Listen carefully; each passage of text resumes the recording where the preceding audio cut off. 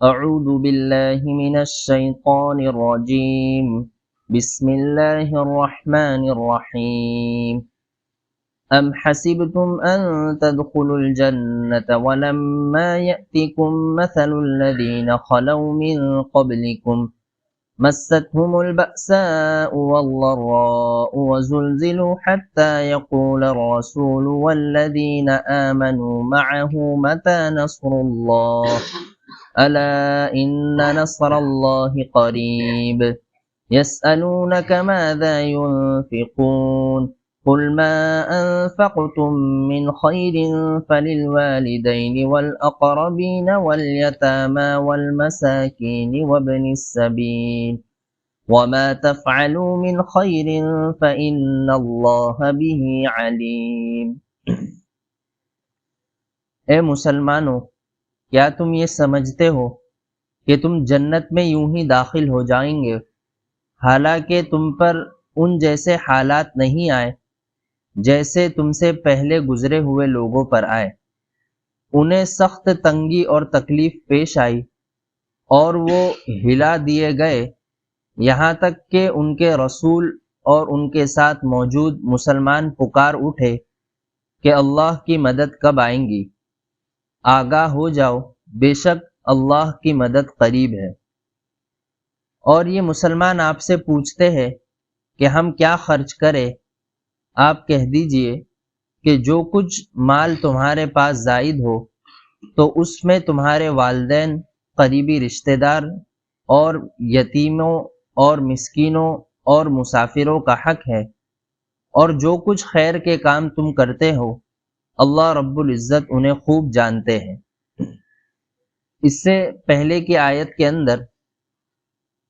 یہ بات گزری کہ اللہ کے نبی صلی اللہ علیہ وسلم کو اور غریب مسلمانوں کو مدینہ کے یہودی اور کفار جو تھے وہ پریشان کرتے تھے اور یہ بات بار بار کہتے تھے کہ تم لوگ غریب ہو اور تم نے یہ ایک نیا دین اختیار کر لیا ہے، یہ تمہارے لیے اور وبال جان بنے گا۔ تو مسلمانوں کو اس بات سے تکلیف ہوتی تھی، تو اللہ رب العزت نے یہ آیت کریمہ نازل کی، ام حسبتم ان تدخلوا الجنۃ ولما یأتکم مثل الذین خلوا من قبلکم، کہ تین بڑے بڑے دشمن، ایک تو جہاں سے اللہ کے نبی صلی اللہ علیہ وسلم چلے تھے یعنی کفار مکہ والے، اور جہاں آپ تشریف لائے مدینہ میں تو یہاں پر دو گروہ آپ کے دشمن تھے، ایک تو آپ ہی کے ساتھ موجود منافقین اور دوسرے جو تھے وہ یہود۔ اور ایک مرتبہ ایسا بھی ہوا کہ غزوہ بدر ہوئی، اس کے بعد غزوہ احد ہوئی، اس کے بعد ایک بڑی جنگ غزوہ احزاب ہوئی، جس کے اندر یہ تینوں دشمن اللہ کے نبی صلی اللہ علیہ وسلم کے سامنے کھڑے ہو گئے، اور آپ مسلمان نہتے اور سامان بھی کم اور اسی طرح تیاری بھی کم، اور سارے ساتھ میں جو ہے وہ غلام ہے یا کمزور مسلمان ہے۔ تو اللہ کے نبی صلی اللہ علیہ وسلم کے پاس صحابہ اکرام جمع ہوئے اور یہ آیت کریمہ نازل ہوئی کہ مسلمان یہ بات نہ سمجھے کہ صرف کلمہ پڑھنے اور اسلام لے آنے کی وجہ سے انہیں جنت میں داخل کر دیا جائے گا، بلکہ اللہ رب العزت فرما رہے ہیں کہ تمہارے اوپر تو اب ان جیسے حالات بھی نہیں آئے جیسے تم سے پچھلوں پر یعنی پچھلے انبیاء اکرام اور ان کے ماننے والوں کے اوپر حالات آئے۔ اللہ کے نبی صلی اللہ علیہ وسلم کی حدیث مبارکہ ہے کہ انبیاء تم سے پہلے کچھ انبیاء ایسے گزرے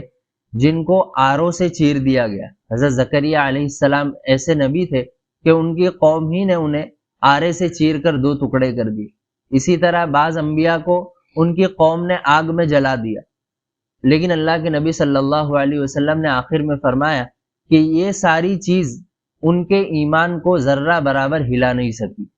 یعنی یہ ساری چیزیں جو انہوں نے کی وہ ایمان کے اوپر ان کو اور جماتی تھی۔ اسی طرح اللہ کے نبی صلی اللہ علیہ وسلم پر یہ آیت مبارکہ نازل ہوئی، کیا تم جنت میں اسی طرح داخل ہو جاؤں گے کہ صرف کلمہ پڑھے اور جنت میں داخل ہو گئے، حالانکہ تم پر وَلَمَّا يَأْتِكُمْ مَثَلُ الَّذِينَ خَلَوْا مِن قَبْلِكُمْ، کہ تم سے پہلے لوگوں کی طرح تو اب تک تمہارے اوپر حالات ہی نہیں ہے۔ پھر اللہ رب العزت ذکر کر رہے ہیں ان پر کیا کیا حالات آئے، مَسَّتْهُمُ الْبَأْسَاءُ وَالضَّرَّاءُ، کہ کبھی انہیں مالی تنگی پیش آئی، کبھی انہیں جسمانی تنگی پیش آئی، کبھی وہ زخمی ہوئے، کبھی وہ شہید ہوئے، ان طریقے کی تنگیوں سے گزرے، وزلزلوا، یہاں تک اللہ رب العزت فرماتے ہیں کہ انہیں ہلا دیا گیا، یعنی اندر سے بھی ہلا دیا گیا اور بظاہر بھی ان کے قدم اکھڑ گئے، حتی یقول الرسول والذین آمنوا معه متی نصر اللہ، یہاں تک کہ رسول اور رسول کے ساتھ رہنے والے جو قریبی لوگ ہوتے ہیں، دیکھو سب سے بڑا ایمان جو ہوتا ہے وہ انبیاء کا ہوتا ہے، اور پھر اس کے بعد ان کے ساتھ موجود جو صحابہ ہوتے ہیں ان کا ہوتا ہے،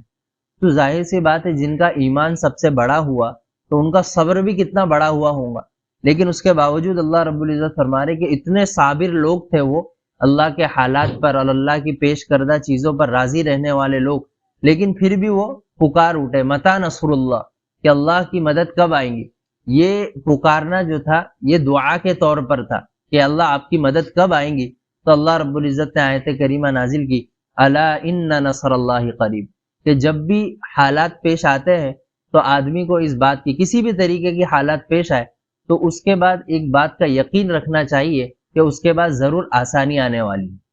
بلکہ عربی کے اندر ایک شعر ہے اذا اشتدت بک البلوى ففکر فی الم نشرح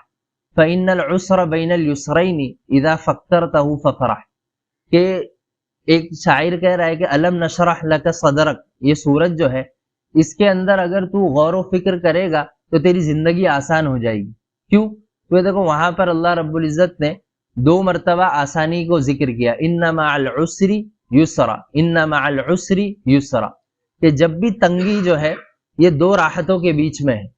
اگر آدمی راحت میں تھا اب تنگی آئی تو اس بات کا یقین ہونا چاہیے کہ آگے پھر آسانی آنے والی، تو اسی کو فرما رہے کہ اگر تو سورہ علم نشرہ ہی میں غور کرے گا تو تیری ساری زندگی آسان ہو جائے گی۔ اسی کو اللہ رب العزت نے فرمایا کہ جب یہ لوگ نے دعا کی کہ اللہ کی مدد کب آئے گی، تو الا ان نصر اللہ قریب، کہ جب مسلمانوں کے اوپر حالات تنگ ہو جاتے ہیں تو اس کے بعد مدد کا آنا قریبی ہو جاتا ہے۔ یسألونک ماذا ينفقون، پھر اس کے بعد اب یہاں سے تقریباً 7-8 سوال جو ہے اللہ کے نبی کریم صلی اللہ علیہ وسلم سے صحابہ کرام نے پوچھے، اس کو اللہ رب العزت ذکر کر رہے کہ یہ مسلمان آپ سے پوچھتے ہیں کہ ہم کیا خرچ کریں۔ یہ سوال جو ہے یہ آیت کریمہ نازل ہوئی، عمرو بن جموح ایک صحابی ہے، یہ اللہ کے نبی صلی اللہ علیہ وسلم کے پاس آئے اور انہوں نے پوچھا کہ ہم کیا خرچ کریں، تو اللہ کے نبی صلی اللہ علیہ وسلم پر یہ آیت کریمہ نازل ہوئی قل ما انفقتم من خیر فللوالدین والاقربین والیتامى والمساکین وابن السبیل، کہ اللہ رب العزت نے فرمایا کہ جو کچھ تمہارے پاس ہو،